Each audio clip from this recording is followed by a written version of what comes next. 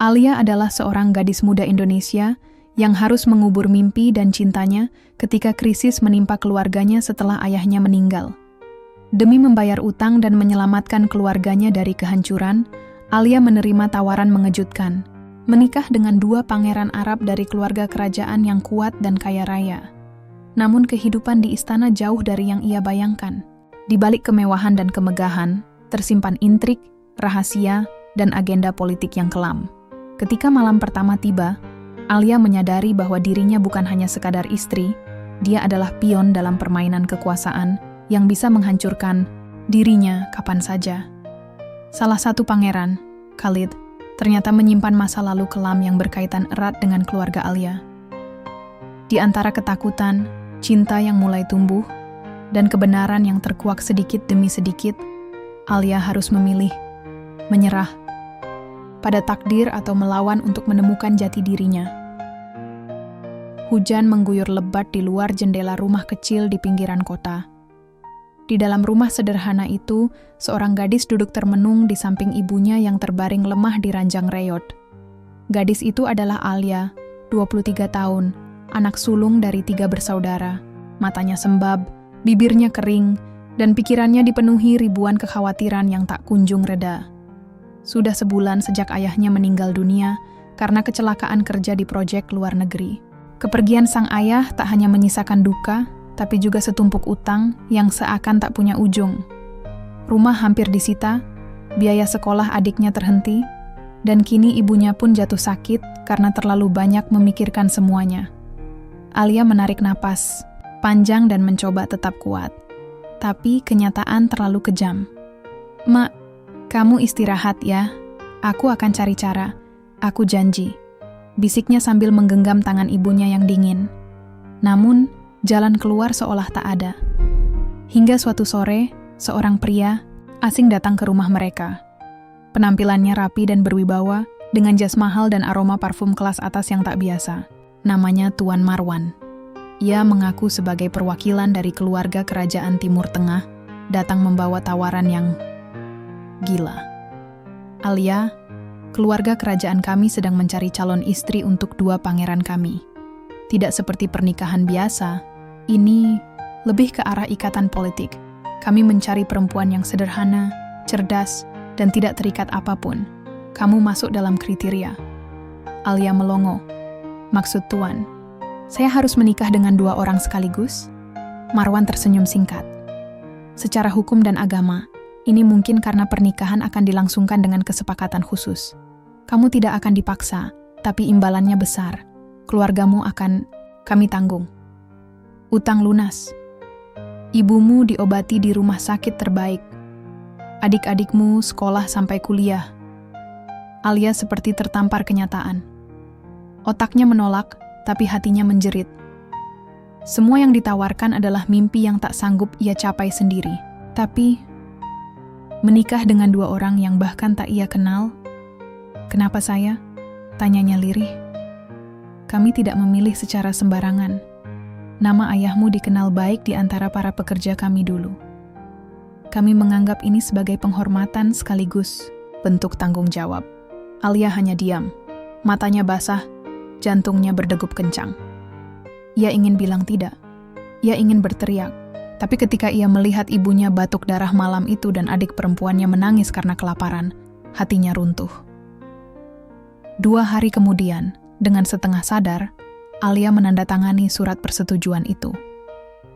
Perjalanan ke Arab Saudi berlangsung seperti mimpi yang aneh.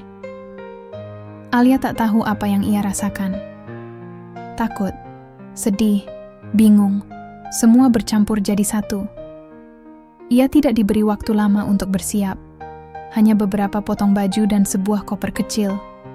Di bandara, ia dikawal oleh 2 orang wanita berpakaian formal hitam, wajah mereka tertutup hijab dan cadar. Setibanya di Riyadh, Alia takjub melihat betapa mewahnya kota itu, tapi semuanya terasa hambar. Ia dibawa ke sebuah istana luas, dengan dinding putih berornamen emas. Para penjaga berdiri di tiap sudut, dan langit-langit ruangan menjulang tinggi dengan lampu kristal berkilauan. "Kau akan tinggal di sini?" ucap salah satu wanita dengan bahasa Inggris terbata. menunjuk ke sebuah kamar besar yang seindah hotel bintang 5. Tempat tidurnya empuk, bantalnya harum, dan ada jendela besar yang menghadap taman. Tapi di mata Alia, itu semua seperti kurungan. Ia duduk di tepi tempat tidur, menatap kosong ke cermin besar di depannya. Apa yang sudah aku lakukan? Harinya, seorang wanita tua masuk ke kamarnya. Aku pengurus pribadi Pangeran Malik dan Pangeran Khalid. Aku yang akan menjelaskan semuanya, katanya dalam bahasa Inggris yang fasih. Alia mengangguk, mencoba mencerna informasi. Kamu akan diperkenalkan pada mereka dalam waktu dekat. Pernikahan akan dilakukan dalam upacara adat internal, tanpa media, tanpa tamu umum, hanya keluarga kerajaan. Kenapa tidak dilakukan seperti biasa? Tanya Alia, bingung. Wanita tua itu menatapnya tajam. Karena ini bukan pernikahan biasa. Alia merasa jantungnya mencelos. Ia ingin lari, tapi kemana? Malam itu ia menangis diam-diam. Di balik bantal yang lembut, ia menyimpan air mata yang tak bisa diceritakan kepada siapapun. Ia berbisik pada dirinya sendiri. Ayah, semoga ini bukan keputusan yang salah. Sudah 3 hari Alia berada di istana megah itu, tapi rasanya seperti 3 tahun. Waktu berjalan lambat, hampir membeku. Tidak ada percakapan hangat, tidak ada tawa, tidak ada kebisingan khas rumah seperti yang ia kenal di kampung halamannya. Yang ada hanyalah keheningan tebal yang menyelimuti dinding-dinding marmer putih itu. Setiap pagi, Alia dibangunkan oleh pelayan wanita yang tak pernah berbicara, kecuali seperlunya. Mereka membawakan sarapan yang cantik dan mahal, roti lembut, keju impor, jus buah segar. Tapi semua itu terasa hambar di lidah Alia. Ia tidak lapar, ia hanya ingin pulang, tapi pintu istana selalu dikawal. Tidak ada kendaraan di pelataran. Bahkan ponselnya pun ditahan sementara, demi keamanan, kata mereka. Hari ini berbeda. Seorang wanita yang lebih muda dari pelayan sebelumnya datang menjemputnya. Wajahnya ramah, matanya hangat. Aku Laila, katanya dalam bahasa Inggris, yang lancar. Aku akan menemanimu hari ini. Kau akan bertemu Pangeran Malik dan Pangeran Khalid. Alia menegang seketika. Sekarang, suaranya nyaris tidak terdengar. Laila mengangguk. Mereka ingin mengenalmu sebelum hari pernikahan. Alia mengenakan abaya hitam yang disiapkan khusus untuknya. Ia berjalan menyusuri lorong panjang berkarpet merah tua, ditemani Laila yang tak henti menenangkan dirinya. Di ujung lorong, 2 pintu besar berukir terbuka perlahan. Di dalam ruangan, duduk 2 pria dengan aura yang sangat berbeda satu sama lain. Yang pertama, duduk tegak dengan wajah datar dan tatapan tajam. Rambutnya hitam gelap, wajahnya tegas, dan posturnya tinggi menjulang. Ia adalah Pangeran Malik, pangeran tertua, calon raja masa depan. Wajahnya sulit ditebak, nyaris tanpa emosi. Dingin, kaku. Yang kedua, berdiri di samping jendela dengan senyum tipis di bibirnya. Tatapannya lembut, senyumnya hangat, tapi entah kenapa Alia merasa ada sesuatu yang disembunyikannya. Ia adalah Pangeran Khalid, adik tiri Malik, lebih muda beberapa tahun, dan memiliki karisma yang mencolok. Alia menunduk sopan. Salam kenal, duduklah, ucap Malik tanpa basa-basi. Khalid justru menarik kursi untuk Alia. Jangan takut, kami tahu ini berat untukmu. Alia hanya tersenyum kaku. Ia tidak tahu harus merespons apa. Kau pasti bertanya-tanya. Malik memulai. Kenapa kami memilihmu? Kenapa 2 pangeran menikahi 1 wanita? Tapi jawaban itu belum waktunya untuk kau ketahui sekarang. Alia merasa ada benjolan di tenggorokannya. Ia menatap Khalid seakan berharap ada klarifikasi. Tapi Khalid hanya menjawab dengan anggukan tenang. Percayalah, semua ini ada tujuannya. Kami tidak ingin menyakitimu, tapi ada banyak hal yang sedang kami lindungi. Apa saya bisa menolak? Tanya Alia. Suara gemetar. Malik menatapnya lekat. Bisa. Tapi jika kau mundur, konsekuensinya akan besar. Bukan hanya untukmu, tapi keluargamu. Jantung Alia seolah berhenti berdetak. "Cukup," Khalid menyela lembut. "Kau akan punya waktu untuk berpikir. Jangan terlalu dibebani hari ini." Setelah pertemuan itu, Alia dibawa kembali ke kamarnya. Ia terduduk di tepi ranjang, menatap langit-langit. Kepalanya penuh. Malik seperti batu es, sementara Khalid seperti kabut, lembut tapi menyembunyikan sesuatu. "Apa mereka selalu seperti itu?" tanya Alia pada Laila, yang sejak tadi menemaninya. Laila terdiam sesaat. Mereka tumbuh dalam sistem yang keras. Malik dididik untuk menjadi raja sejak kecil. Khalid lebih bebas, tapi justru itu yang membuatnya berbahaya. Berbahaya? Alia terkejut. Laila buru-buru mengalihkan topik. "Kau akan mengerti nanti. Sekarang istirahatlah. Besok, latihan adat akan dimulai. Banyak yang harus kau pelajari sebelum hari pernikahan." Malam itu, Alia tak bisa tidur. Ia duduk di jendela besar, memandangi taman yang diterangi lampu taman berwarna kuning pucat. Di kejauhan, ia melihat sosok seseorang berdiri sendiri di taman. Tinggi, tegap, dan mengenakan jubah putih, Khalid. Ia menatap langit, lalu menoleh sekilas ke arah jendela Alia. Seperti tahu bahwa ia sedang diamati. Tatapan mereka bertemu sejenak. Dan di momen itu, Alia merasa ada sesuatu yang retak di dalam hatinya. Bukan karena kagum, tapi karena takut. Ada rahasia besar di istana ini. Dan Alia, entah bagaimana, merasa dirinya adalah bagian dari permainan yang tidak ia pahami. Pagi itu, udara di istana terasa lebih dingin dari biasanya. Bahkan sinar matahari yang menembus jendela tampak murung. Alia duduk di meja sarapan, memandangi roti dan selai stroberi yang tersaji rapi. Ia tidak menyentuhnya, perutnya terasa kosong, tapi juga mual. Pikirannya masih tersangkut di pertemuan kemarin, tentang tatapan dingin Malik, tentang Khalid yang seolah menyimpan sesuatu, dan tentang kalimat Malik yang terus terngiang. "Belum waktunya kau tahu semuanya." Kenapa harus ada rahasia dalam sebuah pernikahan? Kenapa bukan hanya perasaan dan janji suci seperti yang diajarkan ibunya dulu? Alia menggeleng pelan, mencoba menepis keresahan, tapi hatinya tetap bergemuruh. Laila datang menjemputnya seperti biasa. Hari ini, Alia dijadwalkan mengikuti kelas etika istana bersama guru-guru adat kerajaan. Tapi langkah Alia mendadak terhenti ketika ia melewati lorong sayap timur istana.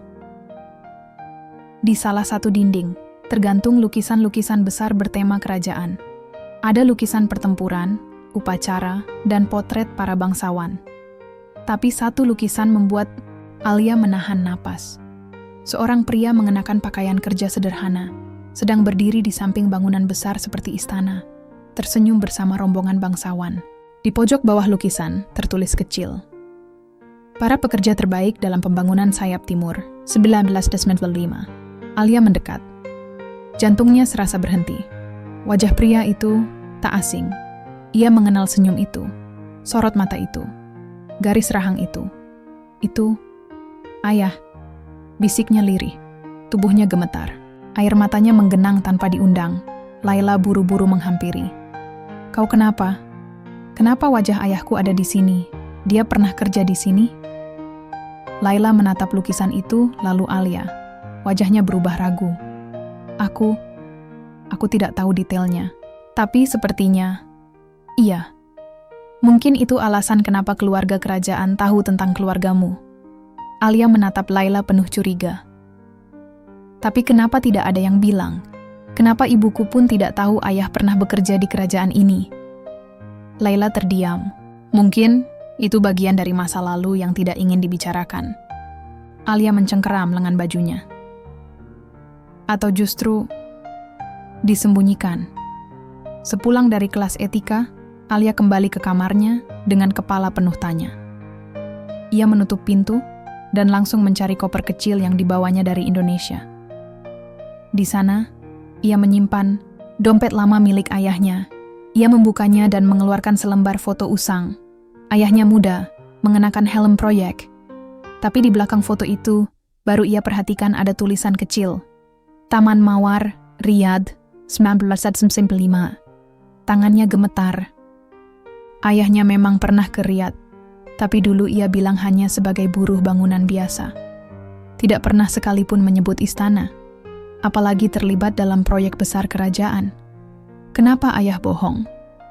Ketukan di pintu membuat Alia tersentak. Ia buru-buru menyimpan foto itu kembali. Pintu terbuka pelan, menampilkan sosok yang tidak ia duga. Pangeran Khalid, bolehkah aku masuk? Suaranya tenang, hampir seperti bisikan. Alia ragu. Tapi ia mengangguk perlahan. Khalid masuk tanpa alas kaki, seperti menghormati ruang pribadinya. Ia duduk di kursi dekat jendela. Aku mendengar kau melihat lukisan itu tadi siang, katanya membuka percakapan. Alia menatapnya tajam. Jadi kau tahu? Aku tahu lebih banyak dari yang seharusnya. Ia tersenyum, tapi tidak seperti biasanya. Kali ini, senyumnya pahit. Ayahmu bukan hanya buruh bangunan. Dia salah satu mandor terbaik dalam proyek Sayap Timur. Tapi lebih dari itu, dia pernah menyelamatkan nyawa seseorang yang sangat penting bagi kerajaan kami. Alia terdiam. Siapa? Khalid tidak menjawab langsung. Ia menatap keluar jendela. Suatu malam, terjadi kebakaran di kompleks kerja. Seorang anak kecil nyaris terjebak. Ayahmu menerobos api dan menyelamatkan anak itu. Luka-lukanya cukup parah, tapi dia tidak pernah minta imbalan. Bahkan setelah sembuh dia pulang dan tidak pernah kembali. Alia merasa tubuhnya melemas. Anak kecil itu, Khalid menoleh. Tatapannya tajam namun penuh luka. Itu aku. Alia menutup mulutnya, tubuhnya bergetar. Jadi, semua ini, pernikahan ini, karena balas budi? Khalid menatapnya dalam.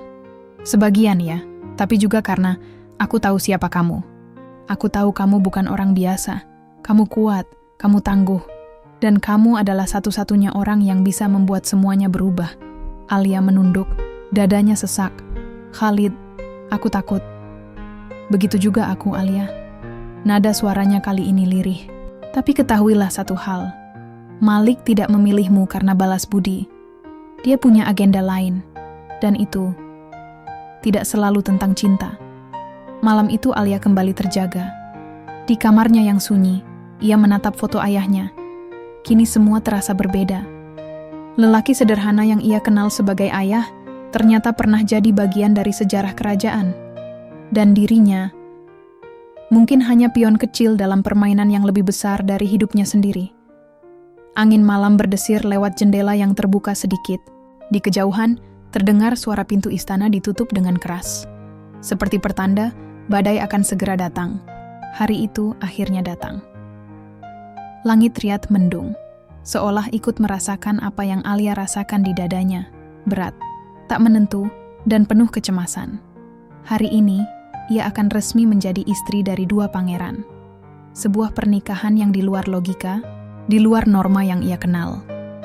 Tapi disinilah ia sekarang, berdiri di depan cermin, mengenakan gaun putih gading berhiaskan emas dan batu permata Timur Tengah. Riasannya sempurna. Rambutnya disanggul elegan. Tapi matanya kosong. Aku seperti boneka, gumamnya lirih. Laila berdiri di belakangnya, menyematkan peniti terakhir di kerudung sutra yang melingkari kepalanya. Kau cantik sekali, Alia. Seperti ratu. Alia tersenyum tipis.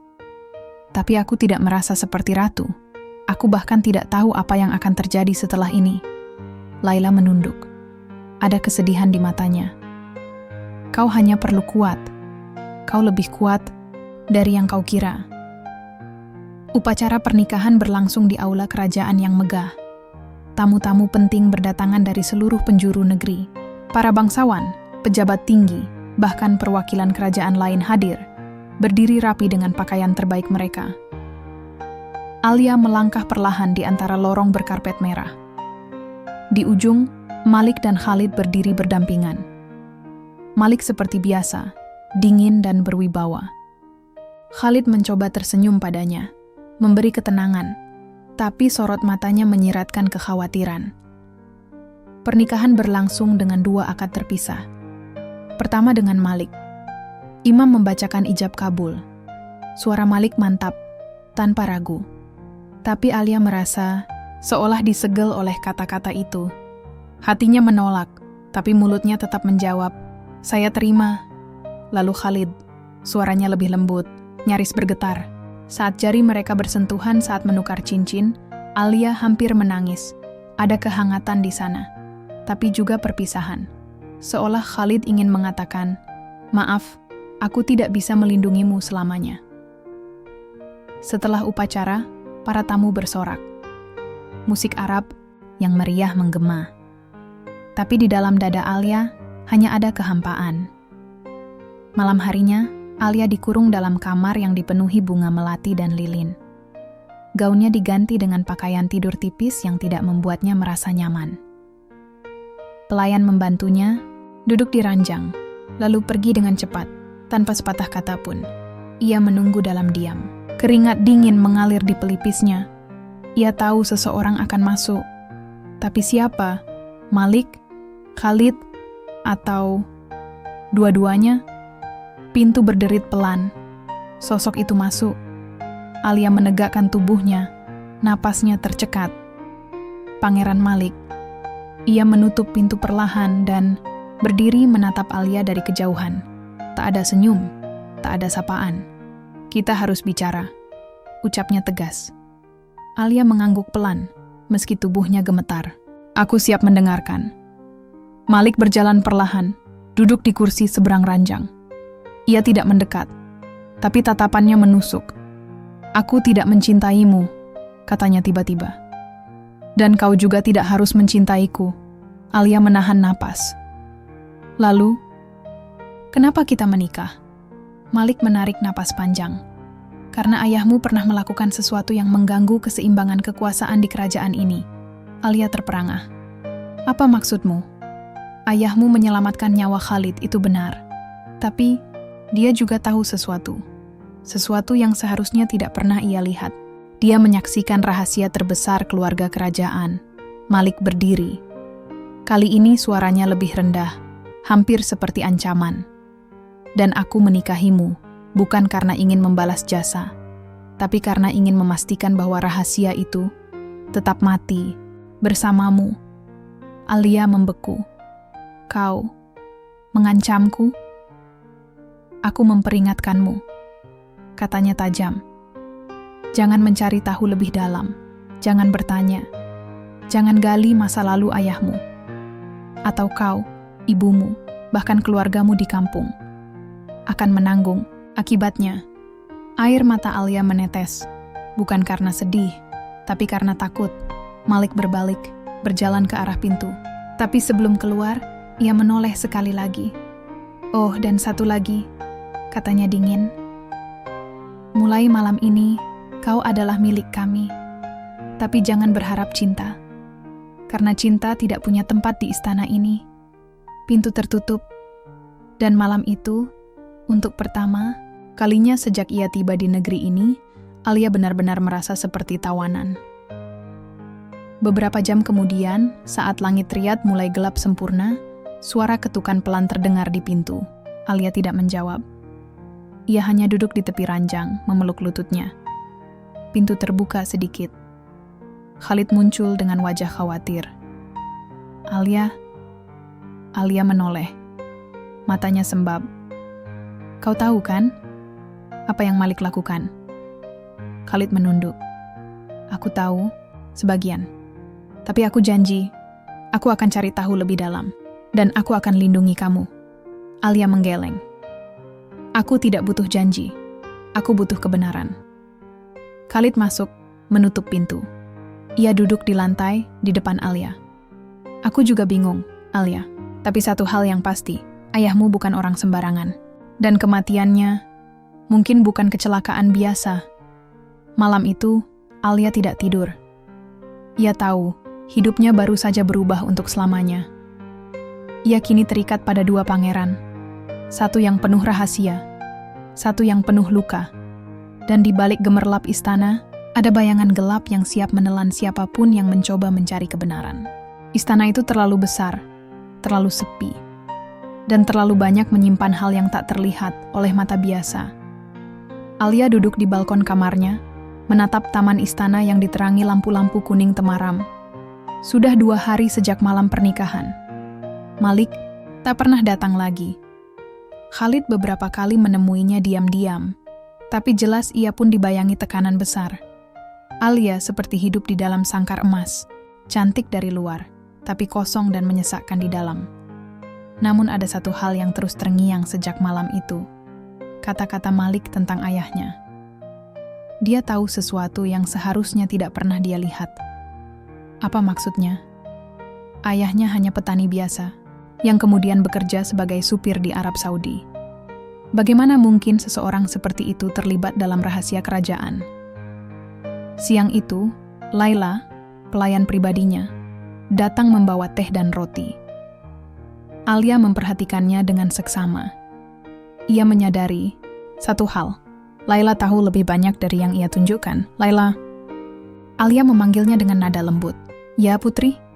Laila menunduk sopan. Berapa lama kau bekerja di istana ini? Laila ragu sejenak. Hampir 6 tahun. Alia menyandarkan tubuhnya. Kau tahu siapa ayahku sebenarnya? Laila tak menjawab. Pandangannya gelisah. Aku tahu ada yang disembunyikan. Kau juga tahu, kan? Aku berhak tahu, kata Alia tegas, namun tak mengintimidasi. Laila menatapnya. Lalu dengan suara pelan, ia berkata, ada sebuah ruang tua di bagian timur istana. Dulu digunakan sebagai tempat penyimpanan dokumen keluarga kerajaan. Ayahmu pernah terlihat di sana seminggu sebelum kematiannya. Alia menelan ludah. Gerbang timur? Laila mengangguk. Tapi tempat itu sudah ditutup. Tidak ada yang diizinkan masuk. Kalau ketahuan, kau bisa dihukum berat. Tapi bagi Alia, larangan hanya akan membuatnya semakin penasaran. Malam itu, ketika semua orang tertidur, ia mengenakan jubah hitam panjang dan menyelinap keluar dari kamarnya. Lorong-lorong istana sepi, suara langkah kakinya menggema. Ia mengikuti arah yang diberikan Laila, melewati dapur tua, menuruni tangga batu, dan menemukan sebuah pintu kayu besar yang nyaris tersembunyi di balik tirai beludru. Gerbang timur terkunci. Namun di bawah pot bunga tua, ia menemukan kunci besi berkarat, seolah seseorang memang ingin ia menemukannya. Pintu itu terbuka dengan derit menyakitkan. Ruang di dalamnya gelap dan berdebu. Rak-rak penuh dokumen dan kotak tua memenuhi ruangan. Ia menyalakan lampu minyak kecil di dinding. Debu beterbangan. Tangannya gemetar saat mulai membuka satu persatu kotak, hingga ia menemukan sebuah map kulit dengan tulisan tangan Arab. Tertulis jelas, Abdurrahman bin Musa. Itu nama ayahnya. Dengan napas tertahan, Alia membuka map itu. Di dalamnya ada beberapa foto tua. Salah satunya memperlihatkan ayahnya sedang berdiri bersama Pangeran Malik muda dan seseorang lagi, laki-laki asing yang tidak dikenalnya, mengenakan pakaian militer. Tapi yang membuatnya benar-benar terdiam adalah surat di balik foto itu. Jika kau membaca ini, berarti aku telah gagal. Aku menyimpan sesuatu yang tidak seharusnya. Ada dokumen rahasia milik mendiang Raja Hamzah yang menunjukkan adanya pengkhianatan dalam keluarga kerajaan. Malik tahu, dan dia akan menghancurkan siapa saja yang mencoba membuka aib itu. Aku tidak bisa diam, tapi aku juga tidak bisa bicara. Alia menggigit bibirnya. Air mata mengalir. Tangannya gemetar membaca kalimat terakhir. Anakku, maafkan ayah. Jika suatu hari kau harus menikah karena ini, bertahanlah. Karena hanya kau yang bisa menghentikan mereka. Jantung Alia berdetak makin kencang. Ia baru saja menyentuh akar dari semua kekacauan ini. Ayahnya dibunuh. Bukan kecelakaan. Dan Malik tahu, tiba-tiba, suara langkah kaki terdengar di lorong luar. Alia panik. Ia segera menyimpan dokumen itu ke dalam jubahnya dan meniup lampu. Ia bersembunyi di balik rak tua. Pintu terbuka. Seseorang masuk. Cahaya obor menyapu ruangan. Nafas Alia tercekat saat melihat siapa yang masuk. Pangeran Malik, ia berjalan perlahan, seperti sedang mencari sesuatu. Tapi kemudian berhenti tepat di depan rak tempat Alia bersembunyi. Ia mendekat lagi. Tapi sebelum sempat membuka mulut, suara lain terdengar dari luar. Pangeran Malik, maaf mengganggu. Ada masalah di gerbang utara, Malik terlihat kesal. Tunggu aku di luar. Ia pun keluar. Begitu langkahnya menghilang, Alia keluar dari persembunyian dan berlari keluar ruangan. Jantungnya hampir meledak. Ia berhasil kembali ke kamar dengan selamat. Beberapa jam kemudian, Khalid datang ke kamarnya. Kau kenapa? Wajahmu pucat sekali, tanya Khalid khawatir. Alia hanya menunjukkan map kulit itu. Aku tahu semuanya sekarang, katanya dengan suara gemetar. Ayahku dibunuh dan Malik terlibat. Khalid terlihat syok. Ia membuka isi map itu dan membaca, cepat. Wajahnya berubah tegang. Aku harus melindungimu. Kita harus berhati-hati, Alia. Kalau Malik tahu, kau memiliki ini. Nyawamu dalam bahaya. Alia mengangguk. Tapi di matanya sudah tidak ada ketakutan seperti sebelumnya. Yang tersisa hanya tekad. Aku tidak akan diam.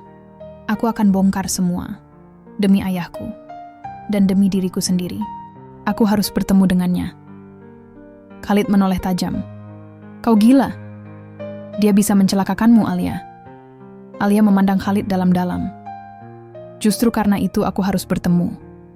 Aku ingin dia tahu. Aku sudah tahu semuanya. Khalid menggeleng. Tapi tak ada lagi yang bisa menghentikan Alia. Perempuan muda itu telah berubah. Tak lagi sekadar gadis desa yang dijual dalam pernikahan. Ia kini menjadi seseorang yang membawa kebenaran dalam genggamannya dan siap untuk membakar seluruh istana.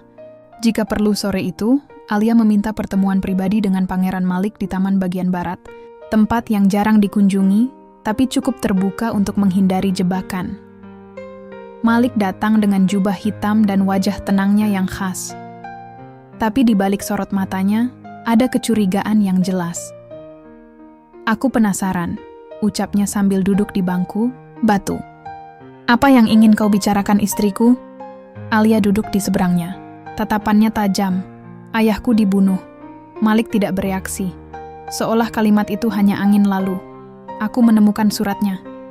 Di gerbang timur, lanjut Alia. Kau tahu tempat itu, kan? Malik tersenyum tipis, tetapi dingin. Kau gadis yang cerdas, terlalu cerdas. Ayahku menemukan dokumen, bukti tentang pengkhianatan dalam keluarga kerajaan. Dan kau adalah bagian dari semuanya. Wajah Malik menegang, hanya sesaat. Kau tidak tahu apa yang sedang kau mainkan, Alia. Aku tahu cukup, balas Alia. Aku tahu bahwa semua ini, pernikahan, ancaman, bahkan kematian ayahku, semua dirancang untuk menutup aib yang lebih besar. Malik berdiri. Kali ini, ia tak lagi menyembunyikan kemarahannya. Kau pikir aku yang ingin menikahimu? Itu keputusan dewan keluarga. Aku hanya menjalankan bagian dari rencana agar kerajaan tetap utuh. Alia berdiri juga. Kerajaan atau ego? Kau tidak mengerti. Malik mendekat. Ayahmu bekerja sebagai mata-mata untuk keluarga tua yang berusaha menggulingkan garis keturunan sekarang. Dokumen yang ia simpan bisa menjatuhkan lebih dari satu kerajaan. Kalau sampai bocor, akan ada perang berdarah. Aku melakukan apa yang harus dilakukan. Tapi dengan membunuh orang tak bersalah, dengan menyelamatkan ribuan nyawa dari kekacauan, bentak Malik. Aku tidak bangga. Tapi ayahmu memilih pihak yang salah. Dan sekarang, kau pun begitu. Mereka saling menatap lama. Diam. Masing-masing dikuasai oleh kebenaran mereka sendiri. Kalau begitu, bunuh aku juga, ucap Alia akhirnya. Kalau aku adalah ancaman, lakukan seperti yang kau lakukan pada ayahku. Malik tampak terkejut, sesuatu dalam dirinya berguncang. Aku tidak bisa, katanya pelan. Karena kau mengingatkanku pada seseorang yang dulu pernah aku lindungi. Alia menarik napas dalam. Ia tak tahu apakah itu jujur, atau hanya upaya manipulasi. Tapi satu hal pasti, ia tak bisa menyerah. Aku akan mencari dokumen itu, katanya. Dan aku akan tunjukkan kepada dunia siapa kau sebenarnya. Malam itu istana mulai bergemuruh. Alia meminta Khalid untuk membantunya menyelinap kembali ke gerbang timur. Mereka tahu ada satu ruangan tersembunyi di balik perpustakaan tua di bawah tanah. Dengan senter kecil dan peta tua dari map kulit ayahnya, mereka menuruni lorong gelap yang dipenuhi jaring laba-laba dan suara angin seram. Jantung Alia berdetak tak karuan, tapi langkah kakinya mantap. Akhirnya, mereka menemukan sebuah peti besi tua di balik tembok rahasia. Terkunci, tapi Khalid memaksa membukanya dengan besi panjang. Isinya, puluhan dokumen tua, foto, surat, dan satu hal yang membuat keduanya saling berpandangan tajam, surat pengakuan dari Raja Hamzah, mendiang raja terdahulu. Surat itu memuat pengakuan bahwa Malik dan beberapa orang penting dalam kerajaan telah memalsukan wasiat kerajaan untuk mengambil alih kekuasaan, menggulingkan saudara-saudaranya, dan menutupinya dengan pernikahan politik dan propaganda. Kebenaran akhirnya di tangan mereka. Namun sebelum mereka sempat keluar, suara langkah kaki terdengar, banyak. Bukan hanya satu atau dua orang, pasukan penjaga. Cepat, bisik Khalid. Kita terjebak. Alia menggenggam surat itu erat-erat. Kalau aku tertangkap, kau harus pergi. Bawa ini ke luar negeri. Kirim ke media. Biarkan dunia tahu. Jangan bicara seperti itu. Khalid mengguncang pundaknya. Kita keluar bersama. Kita berjuang bersama. Tapi pintu sudah terbuka. Pasukan bersenjata lengkap masuk. Dan berdiri di depan mereka. Pangeran Malik. Permainan sudah selesai, katanya datar. Alia menatapnya. Belum, justru baru dimulai. Cahaya dari obor pasukan penjaga menyorot wajah Alia dan Khalid yang masih berdiri tegak di tengah ruang rahasia. Di tangan Alia, surat pengakuan Raja Hamzah kini terlihat jelas. Dokumen itu seperti bara api di tangan mereka, terang, membakar, dan mengundang bahaya. Malik berdiri di depan pasukannya, dingin dan berwibawa. Namun di balik sorot matanya, Alia menangkap sesuatu yang tak pernah ia lihat sebelumnya, ketakutan. Serahkan surat itu, kata Malik perlahan. Dan aku jamin keselamatan kalian berdua. Alia mendekap dokumen itu erat-erat. Setelah semua yang kau lakukan, kau pikir aku akan mempercayaimu lagi. Aku tidak ingin ini berakhir dengan darah. Malik menekan suara. Terutama darahmu. Khalid melangkah maju. Kau sudah menumpahkan darah ayahnya. Kau kira kami akan diam saja? Pasukan mulai bersiaga, tombak terangkat.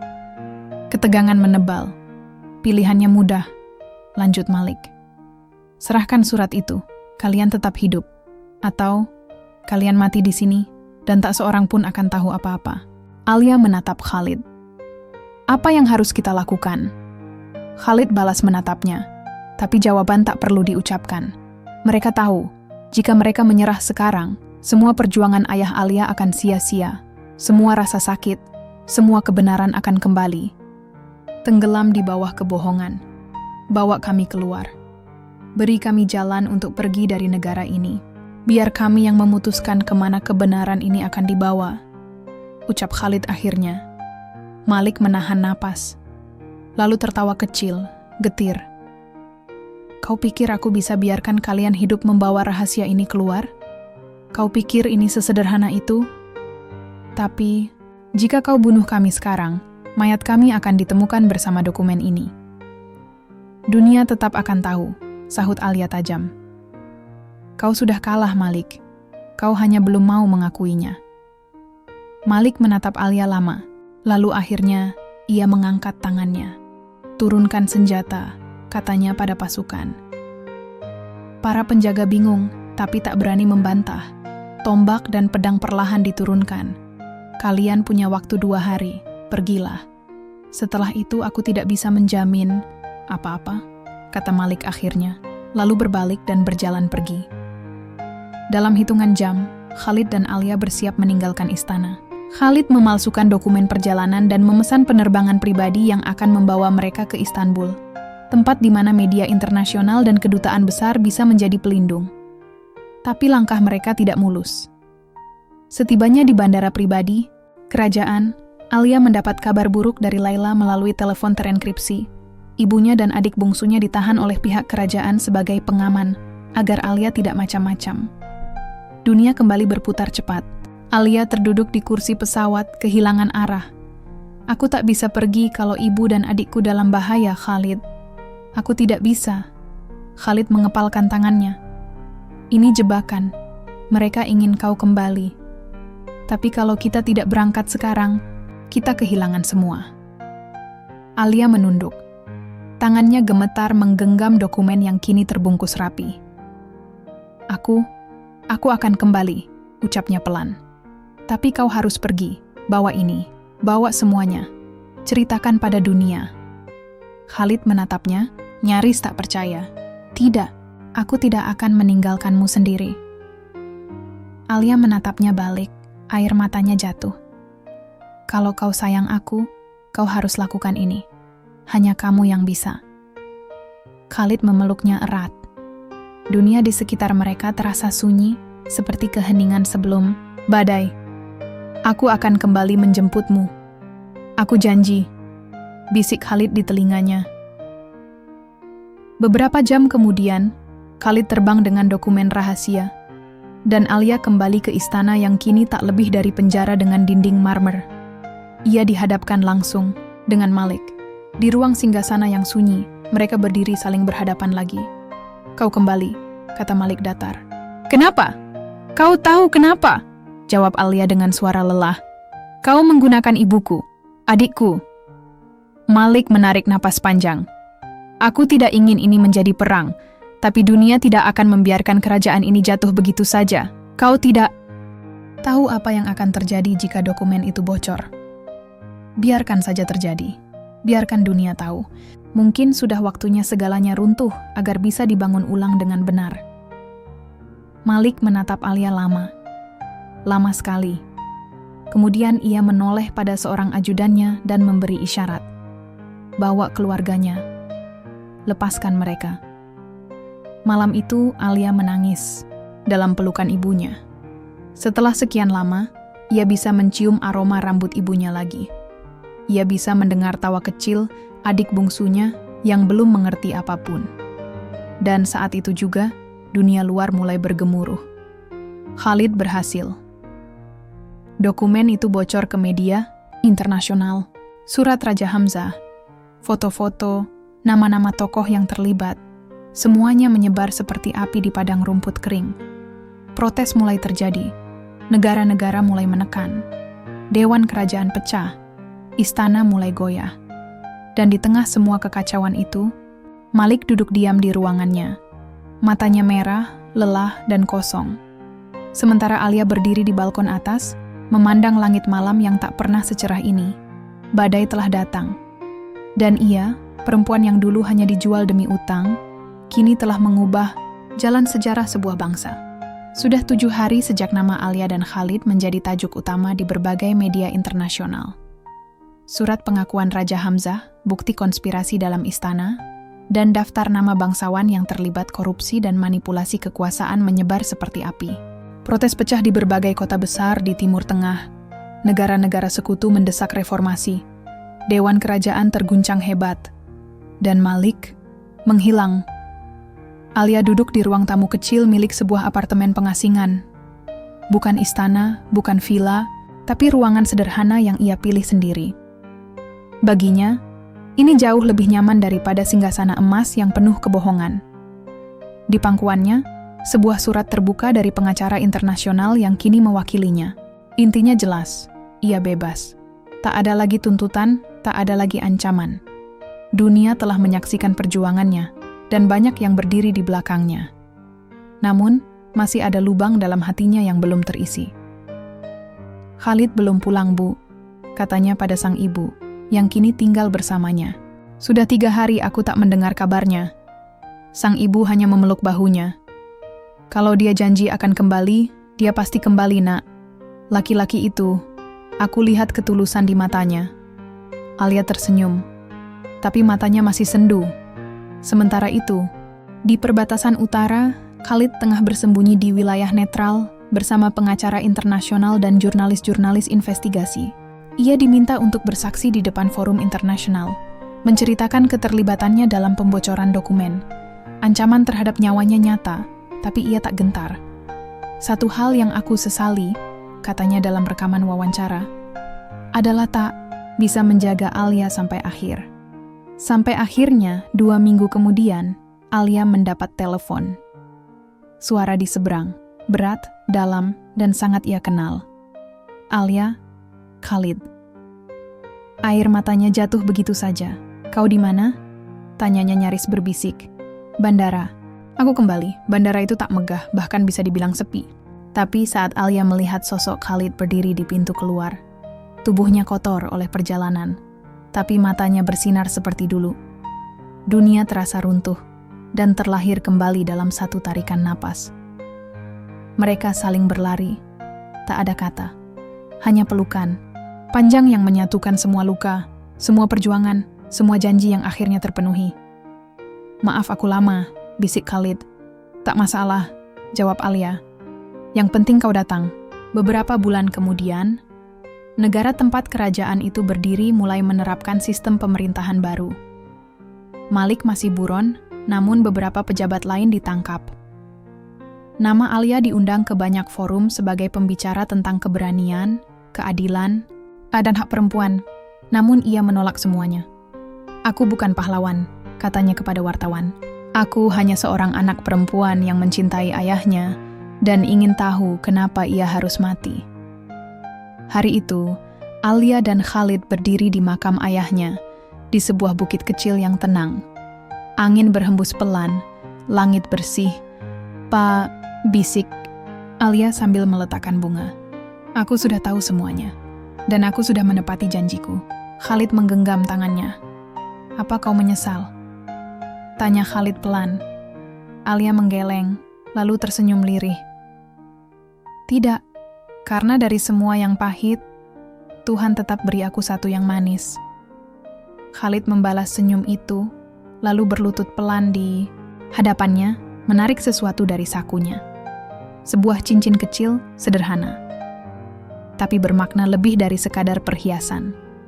Kalau kau tak keberatan, izinkan aku jadi rumah yang kau pilih, bukan rumah yang dipaksa padamu. Alia tertawa sambil menangis. Kau terlambat. Tapi aku serius. Kalau begitu, aku juga. Dan di bawah langit senja, di antara makam dan kenangan, Alia dan Khalid memulai kisah baru. Bukan karena kekuasaan, bukan karena utang, bukan karena intrik, tapi karena mereka memilih satu sama lain.